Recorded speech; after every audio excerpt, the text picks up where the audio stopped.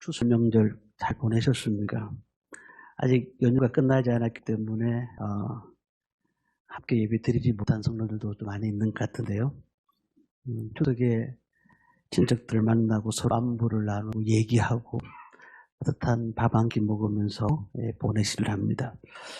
안 믿는 분들은 보통 보니까 제사를 지내더라고요. 왜 제사를 지내는가 보았더니 조상들의 은덕이다. 그래서 조상들을 모셔야 된다. 그 이유가 무엇인가? 자녀들이 잘 되는 거죠.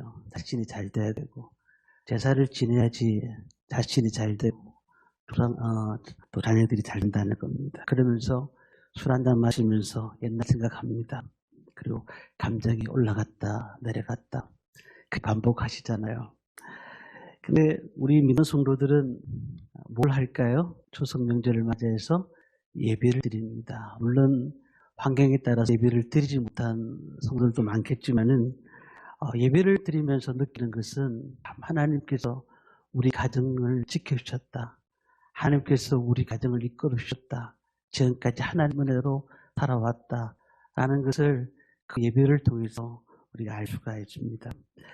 추석 명절에 저희 집에서도 함께 예배를 드렸습니다. 형님 가정, 또 저희 가정, 저희 아버님 같이 이렇게 예배를 드렸는데 찬송가를 301장 불렀습니다. 제가 아까 불렀던 찬송 지금까지 지내온 것 주의 크신 은혜라 한이 없는 주의 사랑 어찌루 말하자.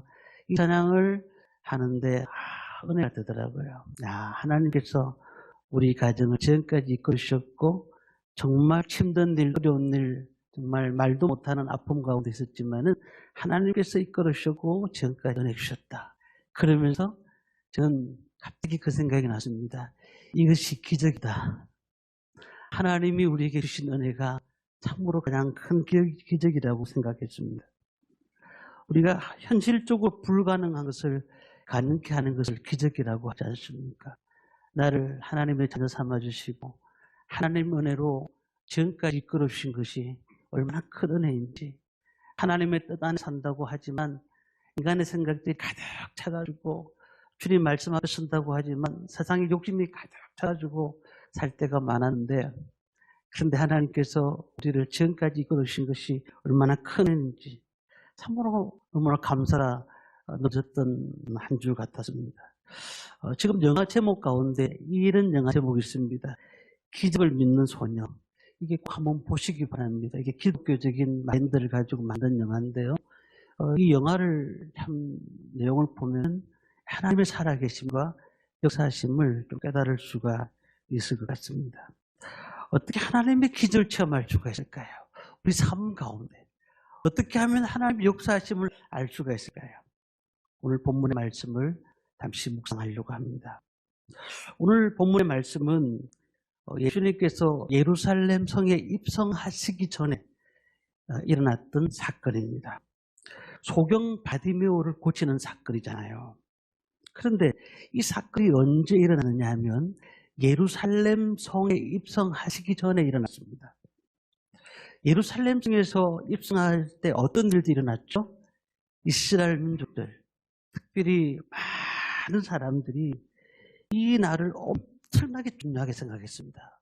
왜냐하면 메시아가 자신들의 모든 문제를 해결할 메시아, 정치적인 문제를 해결할 메시아가 오시는 날이기 때문에, 그래서 그들이 호산나 다윗의 자손 예수여 하면서 종려나무 가지를 흔들면서 그곳에서 환영 인파가 몰려들었습니다. 엄청난 사람들이 몰려들었습니다.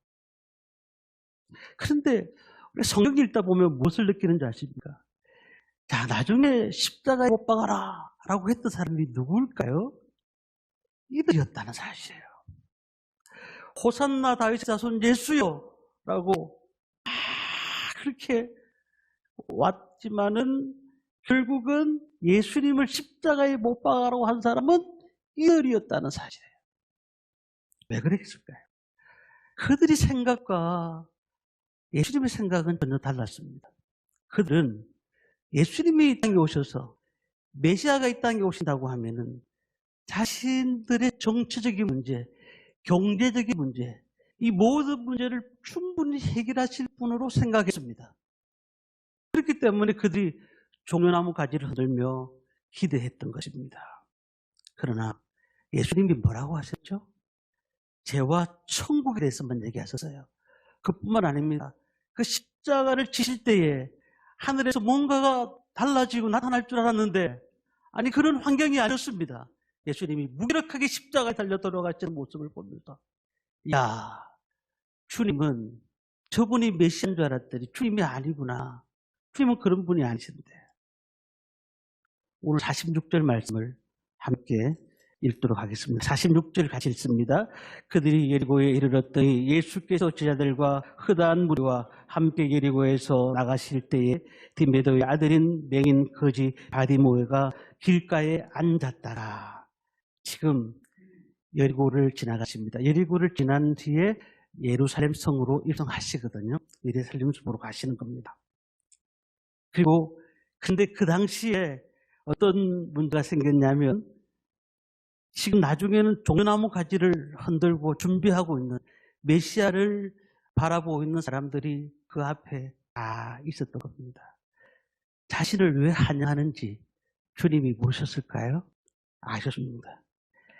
예수님이 메시아이기 때문에 그 메시아가 우리의 문제를 해결할 분으로 알고 기다렸다는 사실이죠.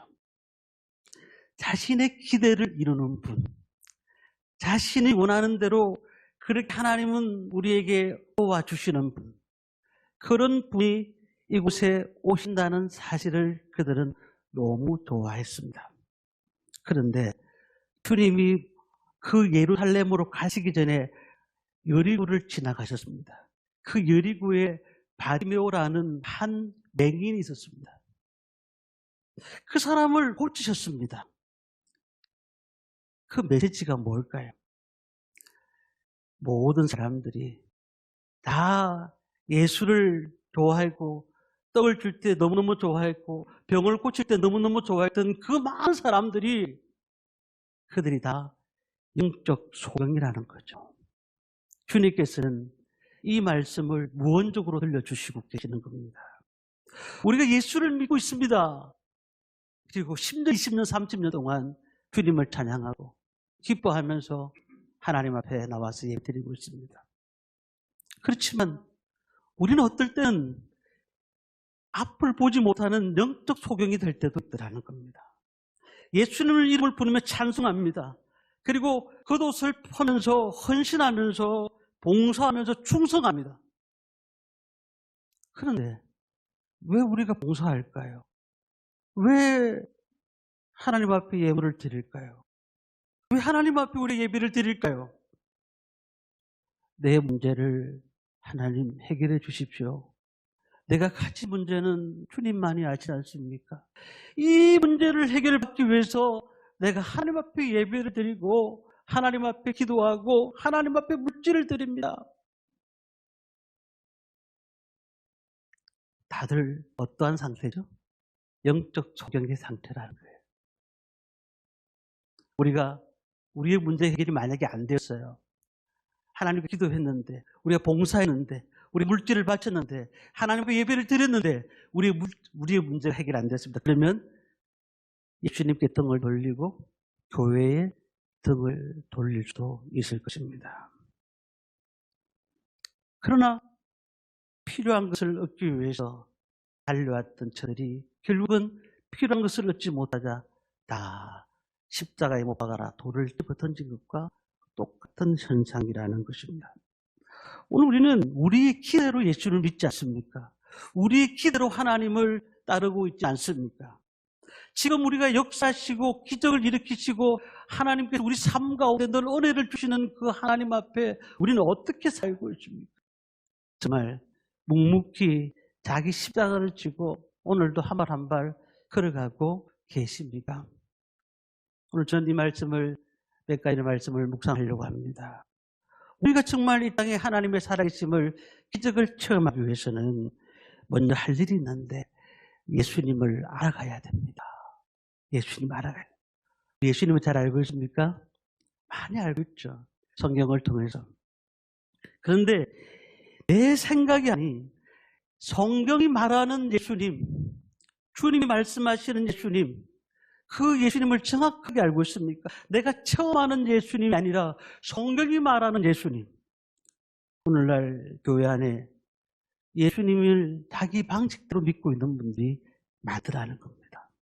교회와 예수님과 하나님 나라를 자기 방식대로 해석을 하고 있는 분들이 많더라는 것입니다. 자기 뜻대로. 그러다 보니 신앙생활을 하는 겁니다. 내 마음에 맞으면 하고 내 마음에 안 맞으면 때려쳐 버립니다. 아유, 해도 별 일 없다고. 그리고 교회를 어떤 분은 도덕단체로 생각합니다. 예수님은 도덕적인 스승으로 생각합니다. 뭐 교회 나오니까 나쁠 게 없으니까 나와야지 뭐. 교회 나오니까 뭐 괜찮네. 그러다 보니까 어떨 때 필요할 때 알라딘의 램프 속에서 나오는 요정처럼 생각하는 겁니다. 도깨비 방망이. 자신의 정성을 들이면 하나님이 모든 것을 이루어 주실 것이라는 막연한 생각을 가지고 기도하는 것이죠. 그런데 조금만 고난이 오면 주저앉아 버리는 거예요. 조그만 고난이. 십자가에 못 박았던 그 군중들을 보시죠. 우리가 그들을 보면서 자기 필요한 것들을 얻기 위해서 주님을 믿었고 주님을 호산나 다윗의 자손이여라고 불렀던 그들은 결국 영적 소경이었다는 사실이에요. 소경 바디메오를 보십시오. 사람들은 되게 하찮게 여겼습니다. 뭐 지금은 우리가 장애인을 대우를 많이 하지만 2000년 전에 팔레스타인 지역에서는 장애인 대우를 하지 않았습니다. 그는 불쌍히 여기달라고 소리를 치자 사람들이 뭐라고 합니까? 조용해라고, 시끄럽다고 그렇게 얘기하지 않습니까? 괄시의 대상이었습니다. 그런데 오늘 47절 말씀에 이렇게 기록되어 있습니다. 우리 47절 말씀을 함께 읽습니다. 나사렛 예수시라는 말을 듣고 소리지르 이르되 다윗의 자손 예수여 나를 불쌍히 여기소서 하거늘. 평생 소경으로 살았습니다. 그리고는 구걸하면 살 수밖에 없잖아요. 할 수 있는 게 없으니까요. 근데 그에게 한 가지 소식이 들린 겁니다. 자신 앞에 지나가는 사람이 바로 나사렛 예수라는 거예요. 근데 이 나사렛이라는 곳이 어떤 곳인지 아십니까? 정말 마을도 저런 촌동네가 없어요. 그냥 사람들이 멸시하는 지역입니다. 멸시하는 동네입니다. 그런데 그 나사렛 예수라고 얘기를 하고 있습니다. 이 빌립이 나다나엘에게 전도하면서 이런 말을 했지 않습니까? 내가 선자를 만나노라 와오라 이렇게 했을 때 나다나엘이 나사렛에서 무슨 선한 것이 날 수 있겠느냐라고 얘기했던 지역이잖아요. 나사렛에서는 그런 메시아가 날 수가 없다. 근데 소경은 나사렛 예수라는 얘기를 딱 듣고 난 다음에 뭐라고 했습니까? 다윗의 자손 예수여 나를 불쌍히 여기소서. 다윗의 자손 예수여. 그가 소리를 쳤다는 사실입니다. 무엇일까요? 그는 정확하게 예수님을 알고 계셨다는 겁니다. 수많은 사람들이 서기관들, 바리새인들이 그렇게 이해하지 못했던 예수님을 그는 알았다는 거예요. 바디메오가 올바로 이해하고 있었다는 것입니다. 오늘 우리가 이 말씀이 핵심인 것이죠. 귀로 들었고 많은 얘기를 듣습니다. 말씀을 많이 듣습니다. 유튜브를 통해서 또한 목사님 통해서 많은 말씀을 듣습니다. 그런데 우리가 듣는 말씀은 우리에게 필요한 말씀만 들을 때 많다는 겁니다. 예수님을 올바로 아는 것은 지식도 아니고 학벌도 아니고 지능치도 아닙니다. 학식도 없어도 학벌이 없어도 지능지수가 약해도 그 말씀을 하나님이 주시는 말씀이라고 생각하면 아멘 하면 그 말씀이 내 말씀이 되는 것입니다. 그렇다면 우리는 말씀을 들을 때 어떤 마음으로 들어야 될까요? 겸손한 마음으로. 하나님 말씀하옵소서 종이 듣겠습니다.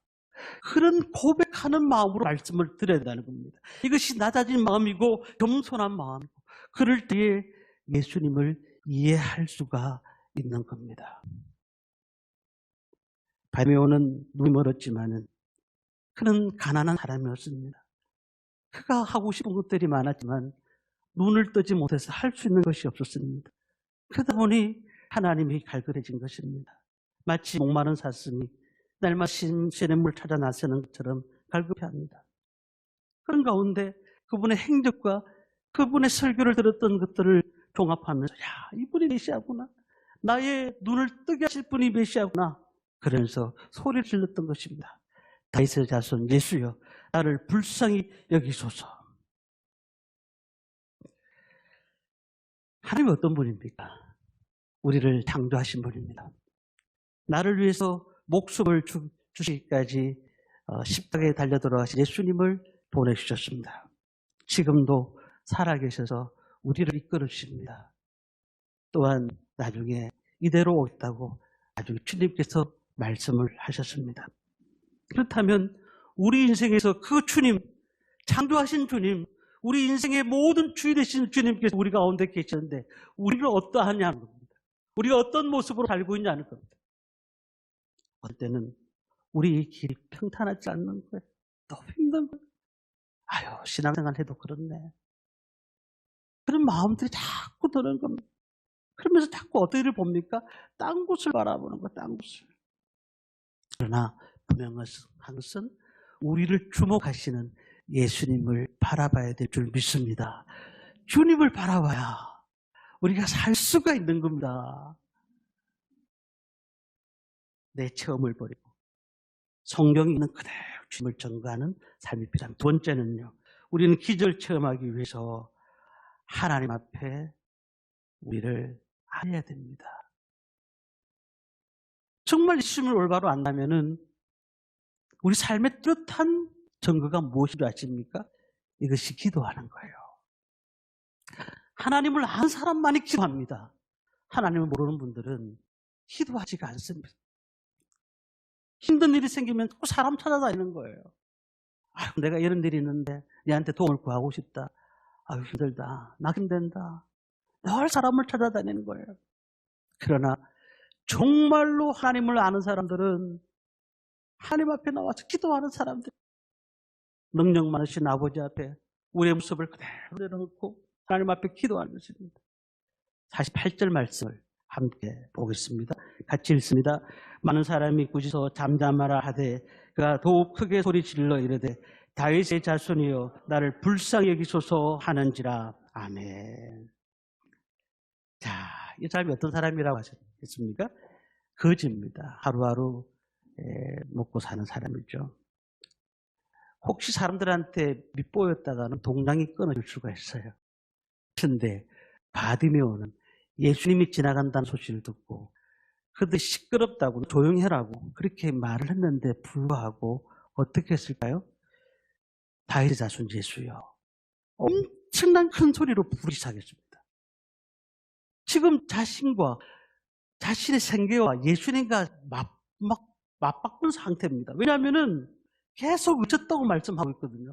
이제 이 친구는 돈을 한 푼도 받을 수 없을 수도 있습니다. 생계가 끊어질 수 있습니다.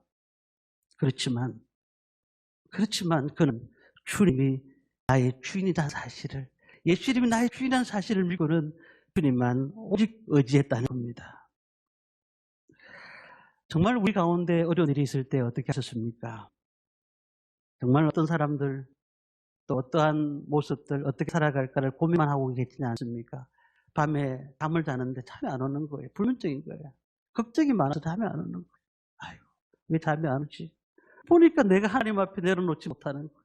그 시간에 하나님 앞에 무릎 꿇고 기도했다면 하나님께서 은혜를 주시고 시원하게 우리의 삶을 만드실 텐데 우리는 그렇게 살지 못했다는 거예요. 늘 걱정, 의심, 그리고 한 짐을 또 지고 와서 다시 짐을 지고 나가는 겁니다. 또 기도 많이 한 사람들한테 부탁하면 내가 힘드니까 기도 좀 부탁해 라고 얘기하고 본인은 기도를 하지 않는 것입니다. 왜 그럴까요? 하나님을 하나님으로 한 번도 만나본 적이 없으니까 그런 거예요. 주님을 한 번도 찾아본 적이 없어요. 주님이 내가 부른다고 해서 들릴까? 병원에는 열심히 다닙니다. 그리고 사람들 만나는 건 최선을 다해서 다닙니다. 근데 왜 하나님 앞에 기도하는 시간에는 기도하지 않느냐는 거예요. 예수님의 그 이름을 부르면은 하나님께서 모든 것을 응답해 주시겠다고 분명히 말씀하고 있지 않습니까? 그렇다면 우리는 내 문제를 해결해 주실 분은 저 큰 교회 담임 목사님이 아니고 저 다른 분의 어떤 영적 가지고 있는 소유자가 아니라 하나님심을 믿으시길 바랍니다. 하나님이 우리의 문제를 해결해 주시는 거예요. 오늘 우리는 기도하지 않고 세상을 살아간다는 것은 나를 의지하고 살겠다는 말과 똑같은 거예요. 물질을 의지하고 살겠다는 말과 같은 거예요. 하나님만을 의지하시고 사시기를 바랍니다. 신선하고 바람 불고 이제 기도하기 좋은 날씨가 왔습니다. 이제 꼭 기도하십시오. 교회 오셔서 30분이라도 새벽 기도 혹시 못 오시는 분들은 평상시에 나오셔서 기도하시고 정해놓고 기도 꼭 하십시오. 나라 민족을 기도해야 되고 우리 교회를 위해 기도해야 되고 우리 자녀들을 위해 기도해야 되고 우리 미래를 위해서 기도해야 됩니다. 그렇게 기도하는 사람들을 하나님 지금도 사용하신 줄 믿습니다. 마지막 세 번째는 우리의 기적을 체험하기 위해서는 온 마음을 향해서 주님을 쫓아가야 합니다. 49절 말씀을 한번 읽어보겠습니다. 49절입니다. 예수께서 물러서서 그를 부르시라 하시니 그들이 그 명인을 부르며 이르되 안심하고 일어나라 그가 너를 부르신다 하며 머물러 서서라는 말씀이 있죠. 사람들이 야단을 칩니다. 그런데 바디메오는 그치지 않고 다윗의 자손이 나를 불쌍히 여기소서라고 얘기하고 있는 것입니다. 자, 그런데요 50절에 보면 이런 말씀이 있습니다. 우리 50절 말씀을 한번 읽어볼까요? 맹인이 겉옷을 내버리고 뛰어 일어나 예수께 나오거늘 겉옷을 내버리고 참으로 중요한 점입니다. 겉옷을 내버리고 이게 문화적인 해석이 필요한데요. 우리에게 겉옷이라는 것을 구약 성경에 보면 특별히 출애굽기 22장 26절 말씀 보면은 이런 말씀이 있습니다. 내가 만일 이웃의 옷을 저당 잡거든 해가 지기 전에 그걸 주라고 하는 거죠. 돌려주라고. 이 겉옷이라는 게 왜 그러냐면 팔레스타인 지역이 되게 밤에 추워요. 그래서 이불이 특별히 없이 겉옷을 입고 이렇게 잡니다. 잔다는 사실은 이 겉옷이 너무너무 중요한 거예요. 이 겉옷을 줬다는 것은 특히 거지 바디메오가 겉옷을 줬다는 것은 자기의 모든 것을 주었다는 것이잖아요. 벗어버렸다는 것이잖아요. 우리 이렇게 생각을 해야 됩니다. 겉옷은 또한 명예일 수도 있습니다. 엘리야가 엘리사를 세워나갈 때도 겉옷을 나를 따르라고 할 때에 겉옷을 엘리야에게 던졌습니다. 이것도 명예거든요. 이 겉옷이라는 게 너무너무 중요한 것이라는 겁니다. 겉옷을 내어버리고 예수님을 따랐다라고 얘기하고 있습니다. 사실 그 거지는 꼬질꼬질한 옷입니다. 그러나 자기에는 목숨과 같은 것입니다. 그런데 그는 신분을 던져버리고 현실을 똑바로 보고 주님이 내 옆에 가신다는 사실을 알고는 이것에 내가 오늘 완전히 결정을 해야 되겠구나. 그리고는 자기의 가진 것을 다 벗어버렸다는 겁니다. 오늘 우리는 그리스도인이 무엇이라고 생각하십니까? 그리스도인은 그리스도, 주님을 어떻게 보느냐에 따라서 우리의 인생은 달라진다고 우리는 아셔야 합니다. 우리가 그리스도에 무가치한 하나님을 믿으니 예수를 믿으니 별로 그렇게 내한테 삶에 도움이 되는 게 없다라고 생각한다면 아무런 의미가 없습니다. 그러나 믿음의 눈으로 주님을 바라보고 믿음의 눈으로 우리의 삶을 보면은 모든 것이 보이기 시작하는 것입니다. 51절 보니까 내게 무엇을 하여 주기를 원하느냐. 51절 선생님이여 보기를 원하나이다. 52절 보니까 예수께서 이르시되 가라 내 믿음이 너를 구원하였느니라 하시니 그가 곧 보게 되어 예수를 길에서 따르니라. 이 구원은 소경은 눈을 뜨는 것을 원하지만은 우리는 어떨까요? 우리의 삶 가운데 하나님이 계심으로 주님이 계심으로 우리 인생의 삶을 바꿔놓으실 하나님의 놀라우신 은혜를 경험하게 할 은혜가 이곳에 있는 것입니다. 기적을 원하십니까? 오늘도 주님 앞에 이 소경처럼 달려가시기 바랍니다. 다윗의 자손 예수여 라고 늘 부르시기를 바랍니다. 그분을 따르시기를 바랍니다. 그분께서 늘 하나님의 은혜 가운데서 주시는 말씀을 통하여 또한 주님이 주시는 상황을 통해서 늘 우리에게 함께 하심을 믿습니다. 그런 삶을 살아가는 저와 성도님들 되시기를 주님의 이름으로 축원합니다.